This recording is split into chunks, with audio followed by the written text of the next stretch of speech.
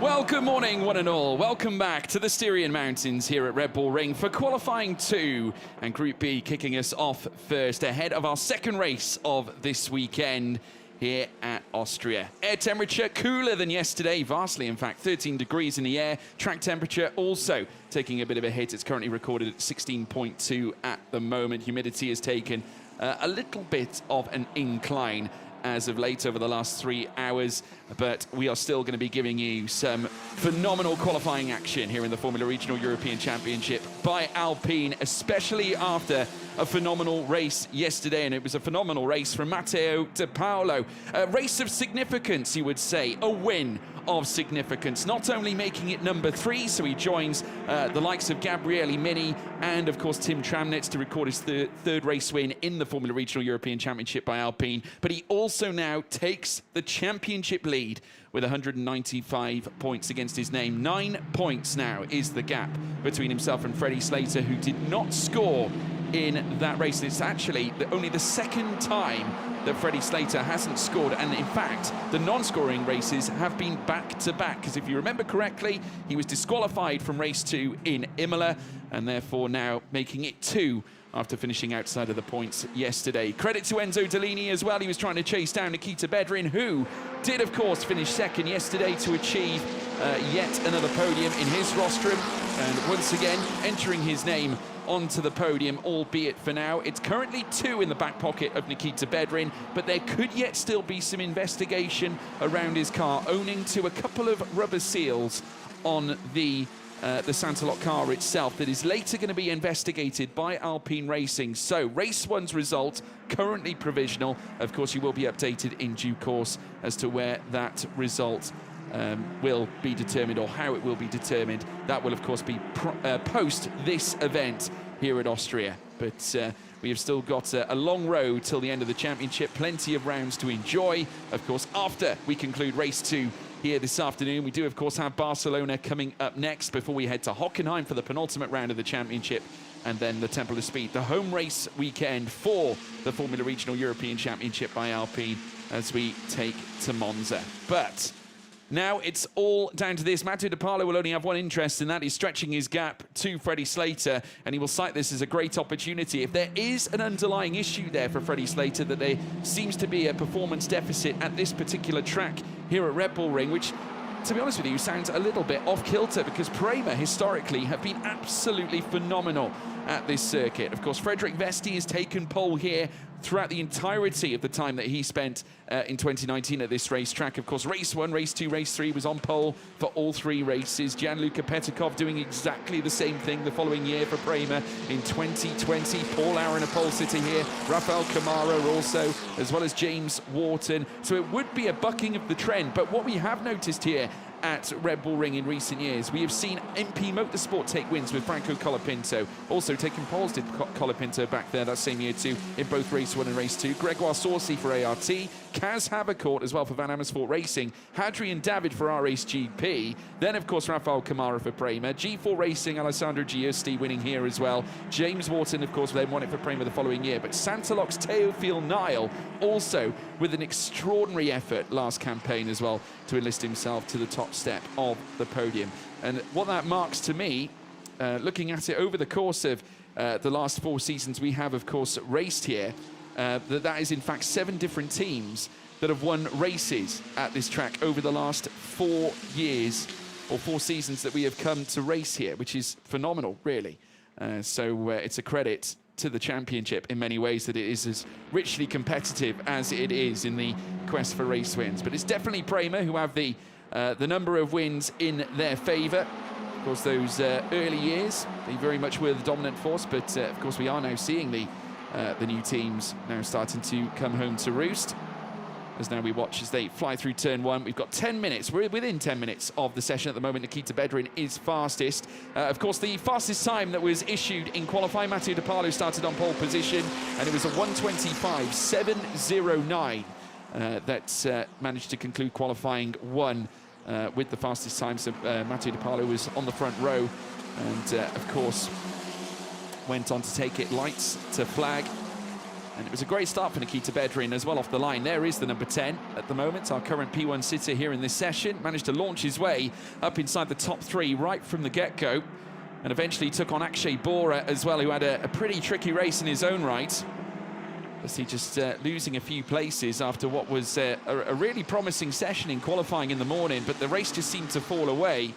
And naturally, could be the case that perhaps he didn't have as much strength in the tyres, unlike others. And I also want to give a huge shout out to Jin Nakamura after an astonishing display yesterday. Remember, started right at the back of the field. We're talking 28th place, eventually finding himself in 8th place come the end of the race. 20 places gained in one race alone. Of course, granted, he had a little bit of assistance with the safety car. That condensed the grid again. But you've got to put yourself in those positions to make those moves happen. And remember, you can say he used push to pass, but of course, they only have the 5 uses of it, 10 seconds per use of the push to pass. So Jin Nakamura having to rely on his own raw talent and ability to do what he did. And it was a miraculous achievement. I want to give my congratulations to him on achieving that feat in what could be important points come the end of the season, not just for himself, but also for our race GP in the future. But nonetheless, as now Rashid Al-Dahiri goes first fastest ahead of Mathieu De Parlo, Ruiki Liu currently in 3rd as well. Jack Beaton, who is looking to end his spell of recent bad luck, always takes it with a smile and a grin. Does Jack Beaton, and a really likeable character. Really enjoy meeting him in the paddock, I have to say. Comes from a very nice family from the Gold Coast in Australia, and just looking to find his feet at the moment after a recent spell of misfortune. And of course, we look back at Budapest, where his car came to a grinding halt at turn 1, and of course the sparks of fire at that point, which was, like I said yesterday, the proverbial cherry on the Bakewell cake, unfortunately for him. Mathieu De Parlo, though, 92 thousandths up inside the middle sectors so far. And going strong once more. It's a purple middle sector for Mathieu De Parlo after a 21.932, marking a personal best. Purple in the first sector, though, for Pedro Clero. And, of course, Clero and, at the same time, Mathieu De Parlo met one another in qualifying 1. And Clero, by all intents and purposes, probably should have really been on pole position. He was fastest coming in towards the end, but made a crucial error in the dying moments of his last lap.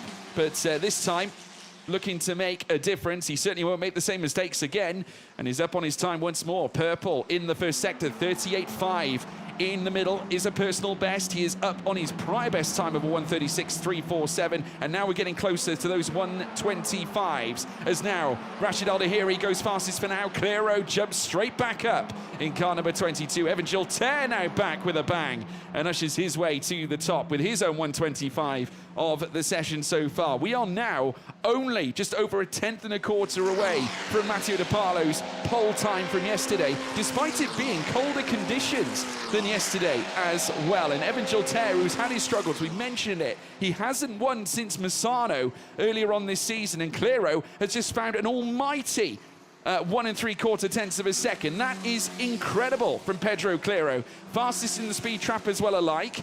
And now looking to ferry his way through sectors 2 and 3 in the same vein. Evan Gilter, though, is still improving also.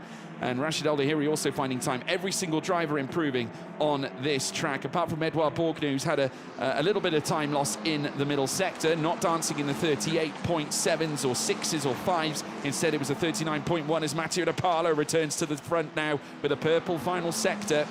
Evan Gilter with another green first sector as well. It's purple in the middle for Rashid Al-Dahiri, and Pedro Clero still maintaining purple in that first sector, though the middle sector wasn't great. He's actually matching to the 0.00 of Mathieu De Parlo's last fastest lap of a 125.811. We're still not quite hitting the pole time from yesterday, but Al-Dahiri still on top as now Clero comes across the line. That time in the middle sector, of course, the time that was lost certainly playing a pivotal role as to why he didn't jump up the order on that occasion. Kanato Lay moves into 6th fastest ahead of Nikita Bedrin. Evan Gilter now back in the second after a series of green sectors. And Mathieu De Parlo also green inside the first sector once again. So these drivers continuing to find more and more and more, developing, of course, their pace through this Pirelli tyre that, of course, they use in this series. Evan Gilter fastest again in sector 1. 25.456 is now the time, and I can tell you we've blasted away the fastest time from yesterday, folks, by approximately 2.5 tenths of a second. Truly remarkable. So it's Rashid Al Dahiri on provisional pole. Remember, we still have Group B to head out next, or Group A, I should say, to go out next. Of course, roles reversed after yesterday. It gives an opportunity to Group A to have the optimal track conditions. So we could see that time from yesterday well and truly beaten come the end of play. Obviously, it might be just the very fact that the weather itself is colder. It's just allowing the drivers to sort of manage the tyres more effectively. They're not getting too hot here at Spielberg, as now Gilter once again shows yet further pace. 47 thousandths up on Al Dahiri's time, and will surely usurp Rashid Al Dahiri to go fastest if he can maintain this level of pace. Of course, ART have not seen a winner at this track since Gregoire Saucy back in 2021. Here comes Gilter now across the line. Has lost too much time in that final sector to post an improvement. It was a 30.072, clearly a mistake. Wasn't happy with the run, but it gives him a chance to go again. Still got 3 minutes and 20 left to go. And it's just under 1/10 and a quarter between Rashid Al Dahiri and Evan Gilter at this stage. Matteo De Carlo looking to chase a second pole position of the weekend.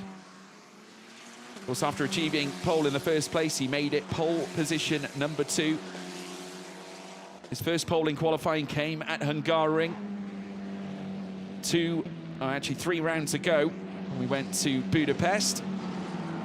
So now we see more times come through. Now David Biran-Bakhti with a really impressive first sector on this occasion, and has gone third fastest as well. Just couldn't carry that same level of pace through sectors 2 and sectors 3. But it was a personal best in the final 2 sectors, so it's put him right in the pound seats for a challenge at provisional pole, with Rashid Al Dahiri still holding on to it at the moment. The gap still remaining the same between Rashid Al Dahiri and Evan Gilter. No improvements on this current lap for them. Matteo De Carlo, though, is improving and has found a 21.731. And Nikita Bedrin also finding time and is in fact faster than Matteo De Carlo inside the first sector on this lap. Pedro Claro purple in the middle, and Pedro Claro fastest coming off the back of the final sector as well, so is now gone to the top. The Brazilian managing to jump ahead of Rashid Al Dahiri, as we now take a look at a slow-mo of Nandavid Biran-Bakhti, fresh after taking that purple first sector. Of course, the times will continue to cascade downwards. Ruiki Liu and Alex Powell, who joins us as a wildcard rookie this weekend. Was fresh from Italian F4, whose cousin is a 100-meter Olympic sprinting gold medalist. That's Alex Powell from Miami in the United States of America, in the land of palm trees, and now here in the cold Styrian Mountains here in Austria, of course home of the Austrian Grand Prix. And Powell with a little bit of work to do, but is showing pace. Claro also showing a little bit too, a 21.679, but not as quick as Rashid Al Dahiri, who's just gone purple in the middle. The difference in pace over the first sector between Claro and Al Dahiri was 0.03 of a second. Here comes Al Dahiri now flying downhill, looking to place himself back to the top. It's been a little while since we saw his pole position, his first one anyway, and his only one this campaign. It was Spa-Francorchamps Q2, where we saw Rashid Al Dahiri go to P1, and he's back on top again by 0.04 of a second. Claro looking to surpass him, coming across the line, and does, with a massive final sector. 2 purples again for Claro. Sectors 2 and 3 now levying P1 in his favour, and increases the gap by over 1.5 tenths to very nearly 1 3/4. Evan Gilter still down in third at the moment. It is 3 different teams inside the top 3 in this Group B session. Of course, Van Amersfoort at the top, Prema in second, ART in third. Claro has gone purple again. The time that currently sits fastest is a 1:25.2, and just to put it in context, we're talking at nearly 0.5 of a second between the fastest time we're seeing now and Matteo De Carlo's fastest time. The timer has hit 0, the checkered flag is out. That's not going to stop Pedro Claro, though, from going faster once more. Further back, Jack Beaton with an impressive run this time, currently sits 4th fastest and going quicker again. Great chance here for Jack Beaton to break his streak of misfortune and usher himself back on top. He's faster than Gilter and Rashid Al Dahiri in the first sector, and he's gone green again, has Jack Beaton. But first and foremost, Pedro Claro looking to certainly engrave his name at the top of the rostrum. Here for provisional P1 and provisional pole, goes faster again with a 125.129. May not have been purple in the final sector, but the first two was decent. Jack Beaton third fastest now as well and gets a little bit closer, but Evan Gilter surpasses him at the very last minute. And more improvements coming in as well from the likes of Edu Robinson as well, who remains 8th fastest. Canato Lay dropped down to 9th. But it's Pedro Clero, Matteo De Paulo only enough for 6th fastest. That's going to set him back when we head into the race later on this afternoon. But after narrowly losing out yesterday in qualifying, Pedro Clero responds in great style. He had his opportunity to go faster than Matteo De Paulo yesterday, and he was unlucky not to get it. But this time, he gets his reward. Fastest with a 125.129 ahead of Rashid El Dahiri in second. Evan Gilter back as well inside the top 3 with ART with a 125.577. Jack Beaton, 4th place, much improved. Nandavid Biran-Bhakti in 5th, ahead of his own teammate Matteo De Paulo for Trident. Nikita Bedrin in 7th, Edu Robinson in 8th, Kanato Lay in 9th, and Nea Frey in 10th, Ruiki Liu in 11th place, and Alexander Apal in 12th place, ahead of Sakir Al-Mawshari, now in G4 Racing, ahead of his own teammate, Eduardo Borgner, who's down in 14th place. So Clero's time to beat the 125.129, and it's a fantastic response from Clero. But the question is, how are Group A going to respond? I'm sure many of you watching, tuning in from around the globe have your favourites, I'm sure, and are voicing them loud and clear. Of course, many drivers coming through the realms of Formula Regional European Championship by Alpine, going on to do great things. Rafael Kamara, of course, a driver who won the title after beating Tuka Tappanen to it at the very end of the season. Of course, was a winner at this circuit back in his championship winning campaign after taking pole position as well for Prema. But G4 Racing with a story the following day with Alessandro Giusti. Tougher days, though, for them at the moment with Sakir Al-Mawshari and Edouard Borgner qualifying towards the back of the grid. But nonetheless, anything can happen when we get into race trim, and obviously we witnessed what happened to the we saw what happened to the CL Motorsport drivers who basically produced a Giovanni Maschio sandwich, basically with the 2 CL Motorsport cars being the pieces of bread and Giovanni Maschio being the filling. We mentioned that on the show yesterday, but that was unfortunately Zenrui Chi, or Newman Chi as he also likes to be known, and also fellow CL Motorsport driver, of course, stepping in this weekend to also drive the car, Ania Frey. So the 2 newcomers at CL getting caught up with Maschio up at turn 3. But Maschio also fought back towards the end of yesterday's race, much to the,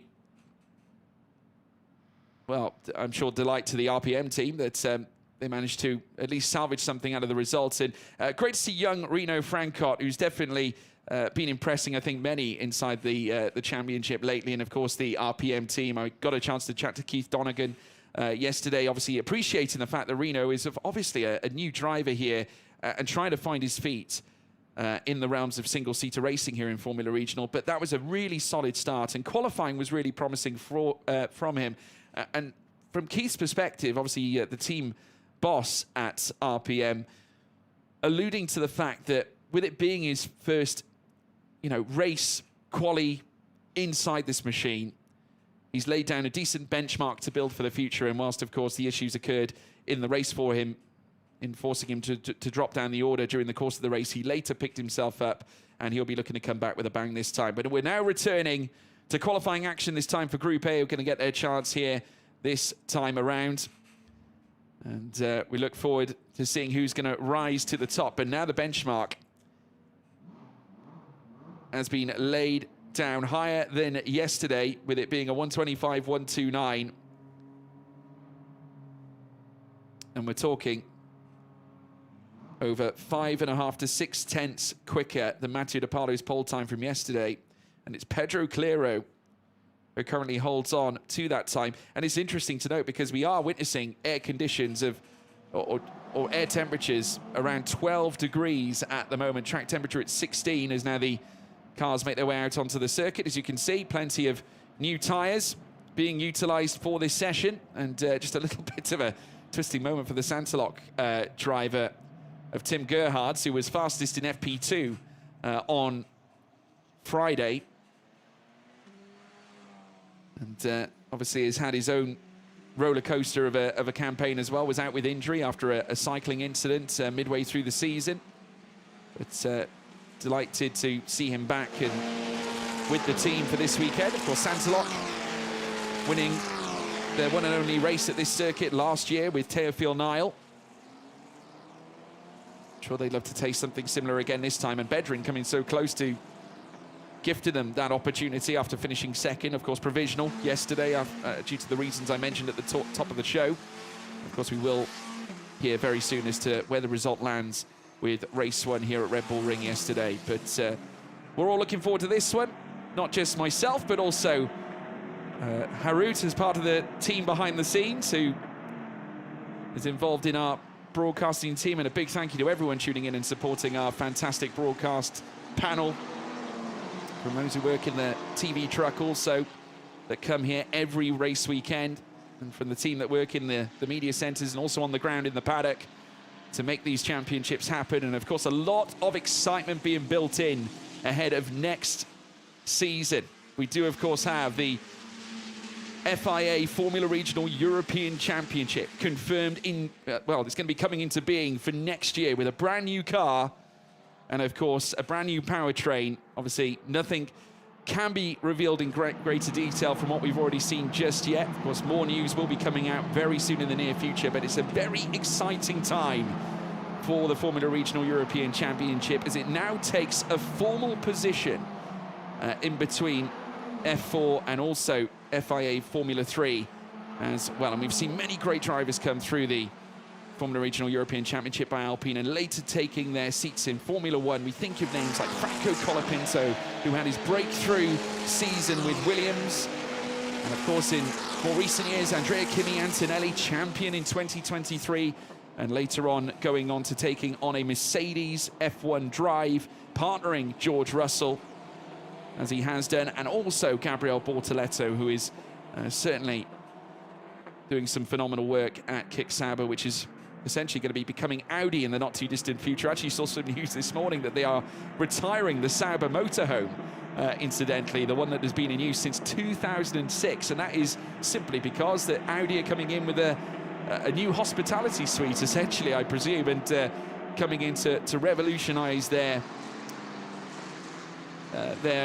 whole hospitality section and everything they've got on offer inside the Formula One paddock. But yeah, exciting times to come for motorsport as a whole, and we hope that we can play a pivotal role in that for the future, instilling yet more names and telling more great stories as we look forward to yet another race weekend. And of course, we first have to cap off this Red Bull Ring extravaganza with another 14 drivers now out on the track, getting those tyres warmed up ahead of the weekend.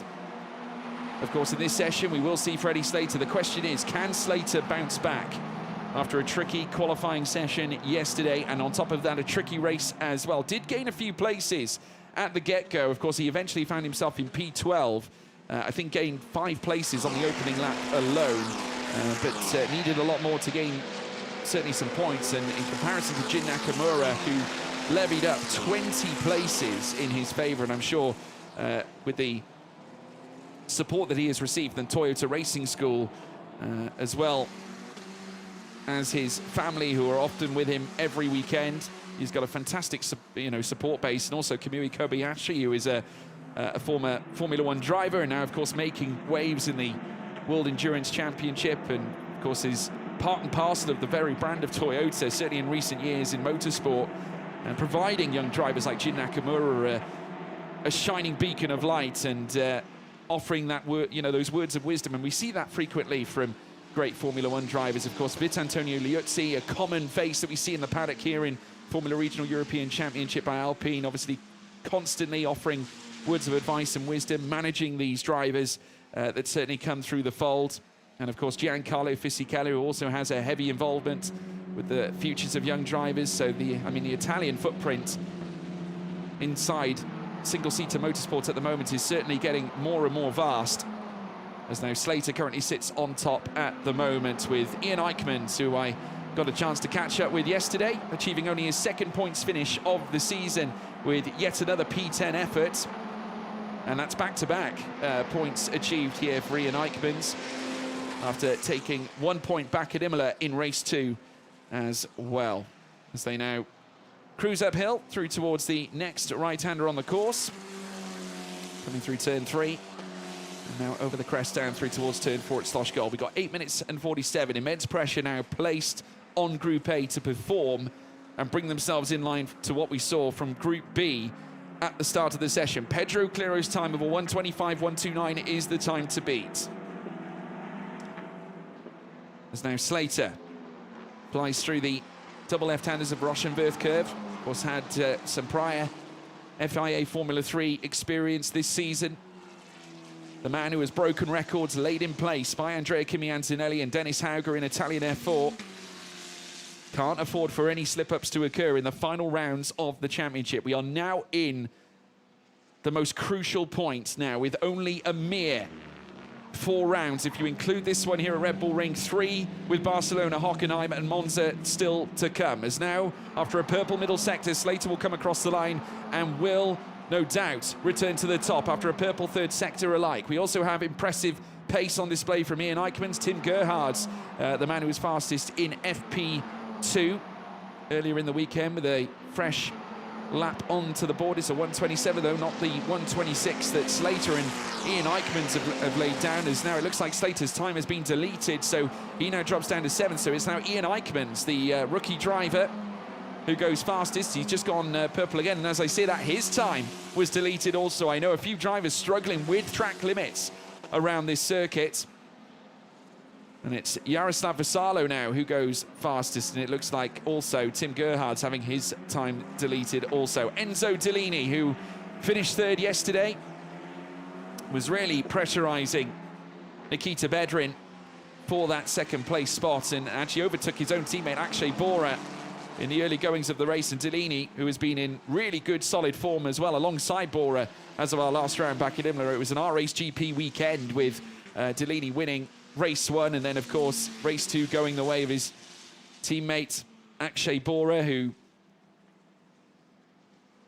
really rose the spirits of the Indian motorsport fans who have been cheering him along this season. And a very uncomfortable run there for the RPM as it makes its way across the line. Slater now going first fastest. That's Ian Eichmans, who we just saw crossing the line, just going very wide of the apex. Here comes the 31 of Akshay Bora now, looking to enter his name higher up in the fold, and indeed he will. He'll go 2nd fastest, and now we're already inside the 1:25s, folks. Enzo Dellini goes quickest this time, just under 2 1/4 tenths. In fact, no, just over 2 1/4 tenths. That's risen to 4 1/2 now, because Akshay Bora is now behind Enzo Dellini. Jin Nakamura now into 3rd. It's R-Race 1, 2 and 3 here in Group A, with Taito Kato, who was 4th. Rino Francot, the newbie, in at 4th fastest as well, the young rookie for RPM, who's looking to really make an impression in his first visit to the Formula Regional European Championship by Alpine, having frequently scoring top 7s inside the Italian F4 Championship,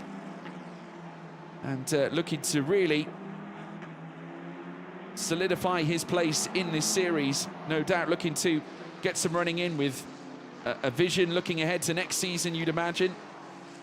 And we hope that truly is the case from young Rino Francot, as well as many others coming through the realms of Italian F4 and other disciplines of F4 this campaign. Freddie Slater has gone purple in the middle sector after a green first.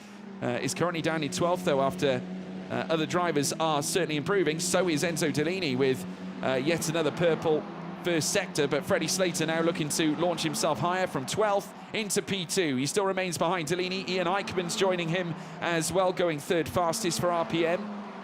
And RPM definitely was something to prove here. They've got 2 drivers that are frequenting the top 6 in this group right now. Jin Nakamura, who now goes into 2nd, and running out wide goes Dellini. There was a lock-up there, clear tyre smoke coming off the Pirelli tyres and sending him off. Don't want to tread too much further wide there, Enzo.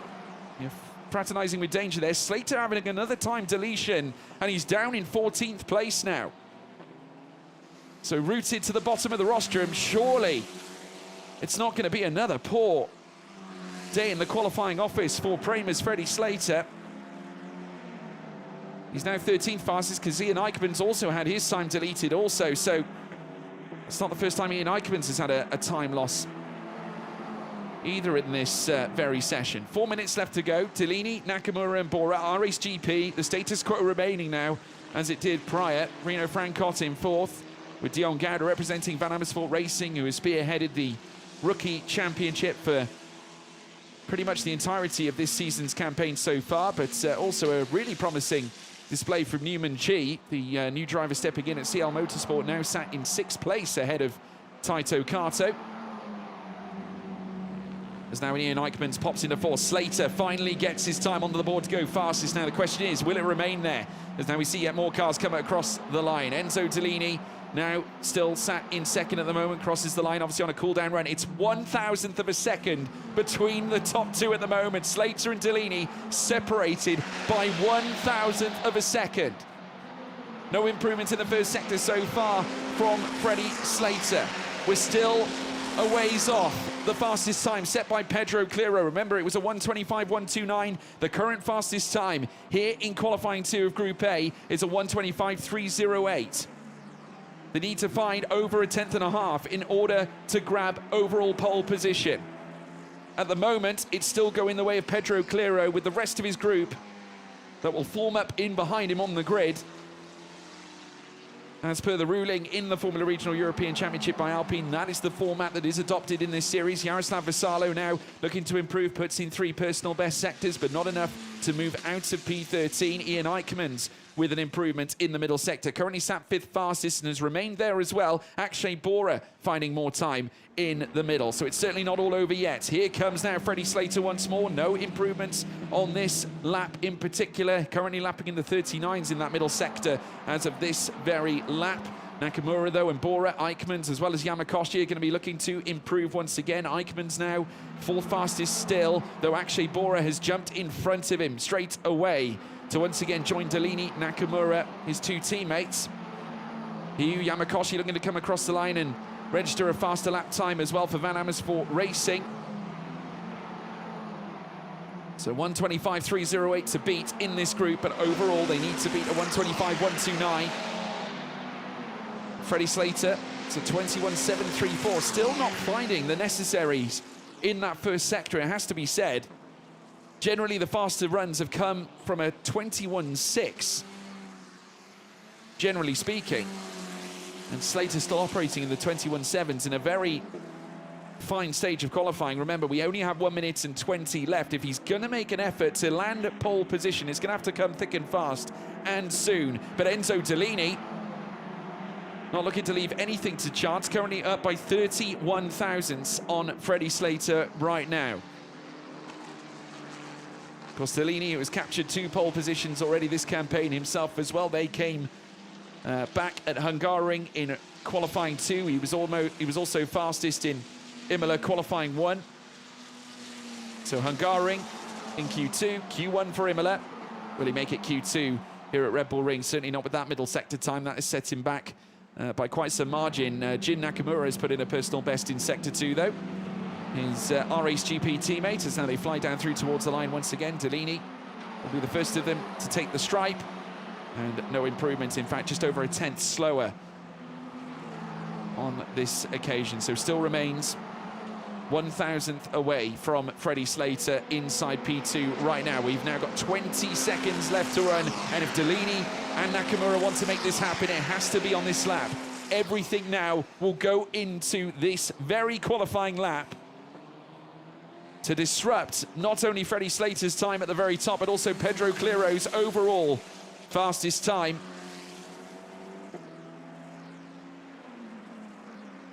We watch them now climb down through towards Slosh Gold, and it is 95 thousandths found again for Enzo Delaney. He is going quicker than Slater at the moment, but we'll need to find something additionally special inside that middle sector. It's a 38.3 as well for Ian Eichmann, who's now down in 8th fastest behind Dion Gouda. Reno Francot still in 6th as well. He's just mustered in a 21.6, and it's purple in the middle sector for Jin Nakamura. This is far from over.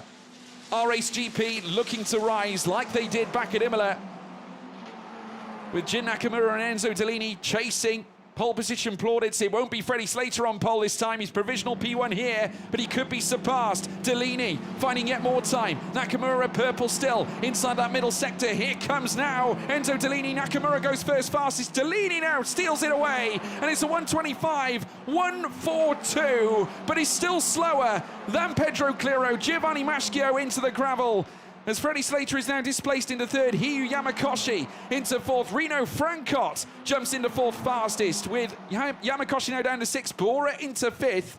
Dion Gauda down in seventh as well. And with all that, the checkered flag is raised. There will be no improvements from Giovanni Maschio. His day has been brought to an end for qualifying. He will look ahead to the race, but ninth fastest in his group ahead of Taito Kato. But Enzo Dellini, he may be quick in this group, but it will go to Group B once again, with Pedro Clero pulling together his third pole position of the season. Let's take a look at the replay as to what happened to Giovanni Maschio coming through the Rochenwerth curve into the gravel. And of course had a sticky, he was so fortunate until I think he just avoided the barrier. That is, I mean, if we were looking at parallel parking in the street, that could have been near perfect if he'd managed to line it up correctly, but just narrowly avoiding the barrier. And I'm sure the RPM team are giving a huge sigh of relief that they won't have too much to do to that car, because that would have almost led to surely some rear wing repairs. Just flirting so close to the barriers, but managing to keep it out. Enzo Dellini fastest in qualifying 2 Group A with a 1:25, 1:42, but not enough to take pole position. We'll start on the front row, though, ahead of Jin Nakamura. 2 race GPs inside the top 2 places, ahead of Freddie Slater in third. Reno Francot, another impressive qualifying display, the highest RPM of them all, in fourth. Akshay Bora in fifth, ahead of Hiyu Yamakoshi in sixth, ahead of teammate Dion Gauda in seventh. Ian Eichmann's down in eighth as well. Giovanni Maschio ninth, Taito Kato in 10th. Michael Belov in 11th place, ahead of Zenri Chi, and then Yaroslav Vasalo. Tim Gerhardt's down in 14th place. So a fantastic display from all our drivers this morning. Do join us this afternoon for the race as we take the final frontier here at Red Bull Ring. We'll see you then. Goodbye.